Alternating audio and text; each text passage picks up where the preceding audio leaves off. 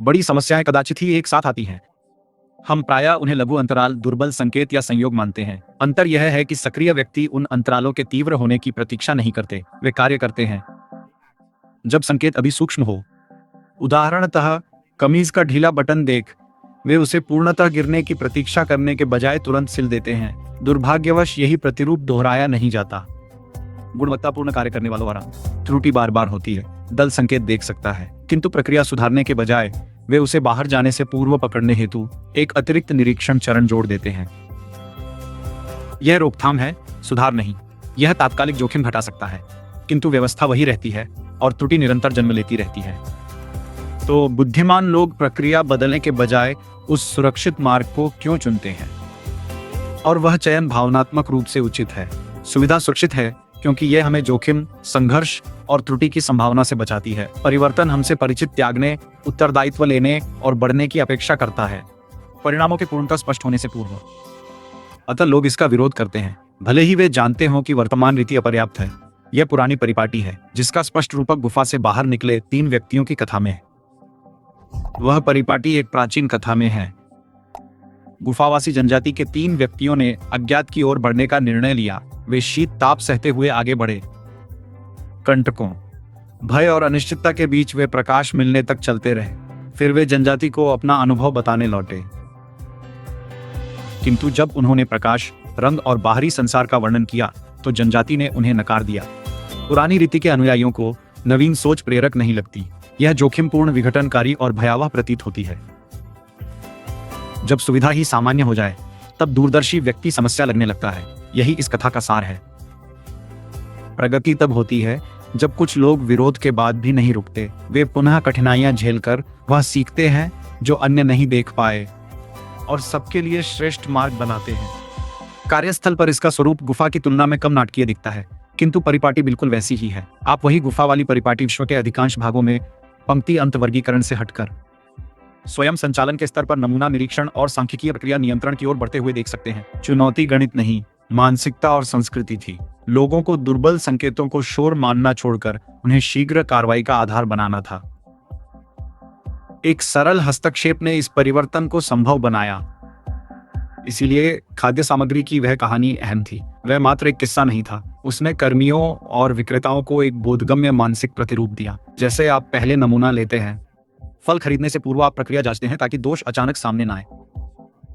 लक्ष्य प्रतिचयन को प्रक्रिया के बजाय एक मानसिकता बनाना था, और जब यह विचार स्थापित तो इसने पूरी टीम में चर्चा, चिंतन और वाद विवाद को जन्म दिया। उस संवाद ने कुछ महत्वपूर्ण बदल दिया। वह चलचित्र, उदाहरणों और चिंतन ने लोगों को उन बातों पर प्रश्न उठाने का साहस दिया जिन्हें वे चुपचाप सह रहे थे। उपेक्षित संकेतों पर ध्यान दिया जाने लगा। निजी रहने वाले विषयों पर चर्चा होने लगी। समस्याओं के बढ़ने की प्रतीक्षा के बजाय लोगों ने उनके छोटे रहते ही कार्य किया। तभी मापने योग्य परिणाम दिखने लगे और इसका लाभ स्वयं कार्य में दिखा।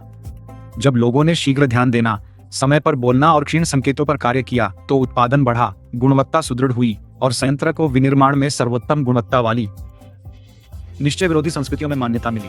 पहल यही कर सकती है, किंतु कभी उत्तरदायित्व का अर्थ अधिक होता है। इसका अर्थ है जोखिम बढ़ने से पूर्व हाथ उठाना और उसे आगे बढ़ाना।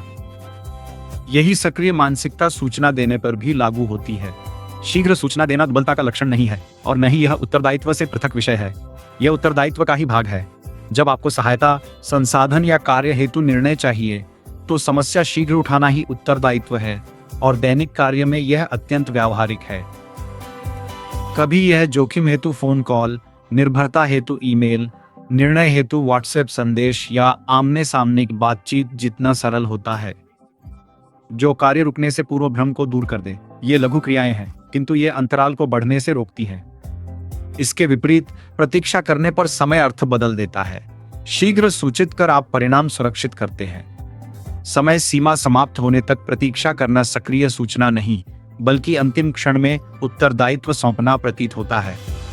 अब किसी अन्य को दबाव झेलकर आपकी समय सीमा पर परिणाम बचाना होगा। सूचना प्रक्रिया अन्य प्रकार से भी दोषपूर्ण हो सकती है, जब समाधान के बजाय इसका उपयोग दोषारोपण हेतु हो। यदि आप अन्य से बात किए बिना या स्वयं प्रयास किए बिना विषय ऊपर भेजते हैं तो आप उत्तरदायित्व स्वीकार नहीं कर रहे, आप समस्या से दूरी बना रहे हैं। जिससे लोग समाधान के बजाय स्वयं की रक्षा करने लगते हैं। वास्तविक सूचना प्रक्रिया भिन्न होती है। आप तथ्य, संदर्भ, पूर्व प्रयास और अपनी बाधा का स्पष्ट चित्र देते हैं। आप समस्या त्याग नहीं रहे, बल्कि साथ मिलकर सुलझाने की सहायता मांग रहे हैं। यही साझा उद्देश्य इसे उत्पादक बनाता है, जो कुछ व्यावहारिक आदतों में दिखता है। लक्ष्य चुकते देख तुरंत सूचित करें और आगे बढ़ने के विकल्प भी दें। इससे चयन, समर्थन या सामंजस्य का समय मिलता है। यह विस्मय को ऐसी समस्या बनाता है जिसे टीम संभाल सके। यही सिद्धांत दो प्राथमिकताओं के टकराव पर भी लागू होता है। दो अति आवश्यक कार्य साथ आने पर शीघ्र सूचना प्रदर्शन बचाती है। अनुमान, अति प्रतिबद्धता या दोनों को बिगड़ने देने के बजाय आप नेतृत्व को शीघ्र बुलाएं ताकि अवसर रहते प्राथमिकताएं पुनः निर्धारित की जा सकें। और कभी कभी सक्रिय कदम और भी सरल होता है। वह है तनाव दूसरों को दिखने से पहले सहायता मांगना। और जब आप जानते हैं कि सहायता चाहिए, तो सुधार का समय रहते ही सहायता मांग लें। यह निर्भरता नहीं, सक्रिय शक्ति है। यह बोध, विवेक और परिणाम के प्रति निष्ठा है। जब लोग निरंतर ऐसे कार्य करें और टीमों की भी मुख्य भूमिका है, वे तय करते हैं कि ये व्यवहार टिकेंगे या नहीं। वे शीघ्र बोलने को सुरक्षित कर विश्वास रचते हैं, अनुकरणीय अपेक्षाओं से स्पष्टता लाते हैं और ऐसी प्रतिक्रिया से सहयोग देते हैं जिससे लोग छिपाने के बजाय समाधान खोजें। जब नेतृत्व ऐसे स्वामित्व को बल दे, तो टीमें शीघ्र और उचित सूचना देती हैं और अंततः यही संस्कृति बनती है। यही श्रेष्ठ दल संस्कृति है। लोग शीघ्र बोलें, स्वयं समाधान करें और कठिन विषय उच्चाधिकारियों को सौंपें। समस्याएं नियंत्रण में रहते ही सामने आ जाती हैं। विफलता से पूर्व सहयोग मिले और उत्तरदायित्व साझा हो, न कि उससे बचा जाए। यही वह मानक है जिसकी ओर यह सोपान अनुभाग बढ़ रहा है, जो हमें एक अंतिम चुनौती की ओर ले जाता है। प्रथम दृष्टया दिखने वाला अंतराल बदलना प्रायः सरलतम होता है। अतः इसे शीघ्र पहचानें, उपेक्षा न करें। समस्या लघु हो तभी कदम उठाएं और आवश्यकतानुसार बुद्धिमानी से निरंतर सुधारें स्तर पर, ताकि वही संकेत पुनः न आए। क्योंकि प्रगति उनकी होती है जो विवश होने से पूर्व सक्रिय होते हैं। दृष्टि को समस्या देखने, मस्तिष्क को विश्लेषण करने और हाथों को कार्य हेतु प्रशिक्षित करें। प्रत्येक अवलोकन संगठन को सुदृढ़ करने का अवसर है। औसत और विश्वस्तरीय संगठन में अंतर बुद्धिमत्ता का नहीं, अपितु अवसरों को न खोने और प्रत्येक अवलोकन को स्थायी सुधार में बदलने की इच्छा शक्ति का है।